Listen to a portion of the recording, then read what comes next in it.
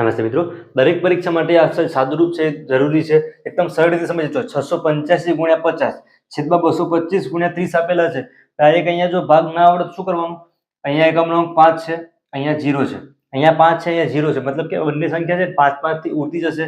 તો 50 છે, આપણે આવડે છે 10 5 50 થાય, 10 ગુણ્યા 3 30 થાય છે. અહીં જો ફરીથી અહીંયા 5 છે, અહીંયા 225 છે, અહીંયા એકમના અંકમાં 5 છે, મતલબ આને 5 થી ભગાવવાની છે. ડાયરેક્ટ આપણે 50 ટેબલમાં પણ આવડી જાય છે. ના આવડે શું કરવાનું? 5 થી ભગાય છે, 225 ભાગ્યા 5 કરી જોવાના. જે જવાબ આવે છે 0 થવી જોઈએ. જો 5 થી ભાગ ચલાવીએ છીએ જો 5 ચોક 20 થાય, પછી 2 વધે છે, 5 છે એટલે 5 ચોક 25 45 થઈ ગયા. ફરીથી જો અહીંયા 650 અહીંયા પણ 5 થી ભાગ ઉડે જ છે. જો 5 થી ભાગ ચલાવીએ તો કરવાનું શું? તમારે ના આવડે તો 685 ભાગ્યા 5 કરી જોવાના.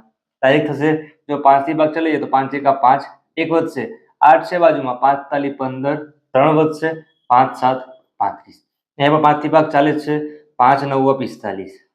હવે 137 છે અને આપણે જોઈએ 3 થી ભગાય છે કે નથી ભગાતી. તો 3 થી ભાગવા માટે 3 ની ચાવી આપણે આગળ શીખેલા છીએ. તો 7 + 3 10, 10 + 1 11.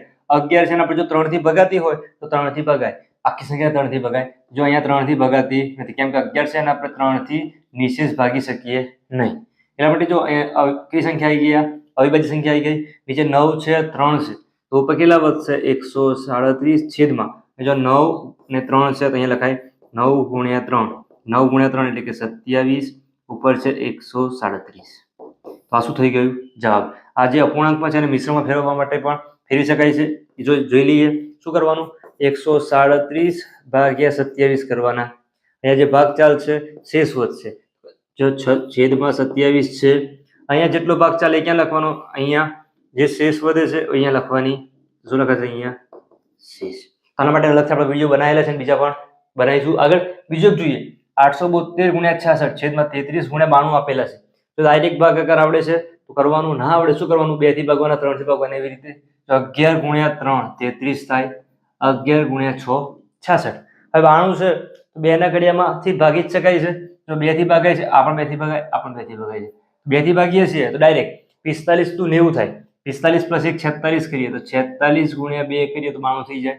અહીંયા પણ 2 થી ભાગીએ તો જો 2 ચોક 8, પછી જો 7 છે, 2 3 6, ફરીથી 1 વધશે ને 2 બાજુમાં છે એટલે 2 છક 12. 46 છે, ફરી જો 6 થી ભગાતો નથી પણ 6 ના ટેબલમાં 3 દુ 6 થાય, 2 થી ભાગીએ તો 23 દુ 46 થાય છે. હવે જો 436 છે, 23 થી ભગાય, કેમ કે 23 છે અવિભાજ્ય સંખ્યા, ખાલી 23 ના ટેબલમાં આવે છે. તો કરવાનું શું? 436 ભાગ્યા 23 કરી જોવાના. તો 23 એકા 23, 23 દુ 46 થઈ જાય છે. 23 એકા 23, 0 4 માંથી 2 જાય તો 2, ઉપરથી નીચે શું આવશે? 6. હવે જો 23 નું ટેબલ ના આવડતું હોય કરવાનું શું? 23 ગુણ્યા 2 આપણને આવડે, 23 રન ના આવડે, 4 ના આવડે, 20 નું ટેબલ આવડે છે તો 25 નું આવડે છે. 20 ગુણ્યા 4 કરો તો 80 થાય, 20 ગુણ્યા 8 કરો તો 8 × 16 160 થાય, 20 ગુણ્યા 10 કરો કેટલા થઈ જાય? 200 થાય. અહીંયા જો 23 છે, 23 ગુણ્યા આપણે જો 10 કરીએ કેટલા થશે? 230. એના કરતા મોટા થઈ જાય છે. તો 23 ગુણ્યા 9 કરીએ, 9 ગુણ્યા 3 27 ના 7, 2 વધી 9 દુ 18 + 2 કેટલા થાય? 20. જો 23 ગુણ્યા 9 કરી ડાયરેક્ટ, બધા કરવાની જરૂર પડશે નહીં. કરીએ આપણે ફરીથી 23 ગુણ્યા 8, 48 24 ના 4, 2 વધી 8 × 16 ને 2 18. કેટલો ભાગ ચાલે છે? 184. મતલબ 23 થી ભાગી શકાતી નથી. એ જો ફરીથી 436 બચે છે. 436 ઉપર કેટલા વધે છે? 3 છેદમાં 23. આનો ગુણાકાર કરી જોવો પડશે. 6 ગુણ્યા 3 18 ના 8, 1 વધી 3 તાલી 9, 9 + 1 10 નું 0, વધી 1 4 તાલી 12 ને 1 13, 1308 ભાગ્યા 23. તો આનો ભાગાકાર છે તમારે જાતે કરવાનો છે. જવાબ લાવવાનો છે. જવાબ જો ભાગ ઉડે છે તો ઠીક, નહીં તો પોઈન્ટમાં જવાબ આવશે. જે પોઈન્ટમાં જવાબ આવે તો જે જવાબ આવે તમારે શું કરવાનું છે? કોમેન્ટમાં જણાવવાનું છે. આવી જ રીતે ગણિત એકદમ પાયાની માહિતી હોય, મેથ્સ છે, રીઝનિંગ છે એની માહિતી હોય, શીખવા માટે ચેનલને ફોલો કરજો.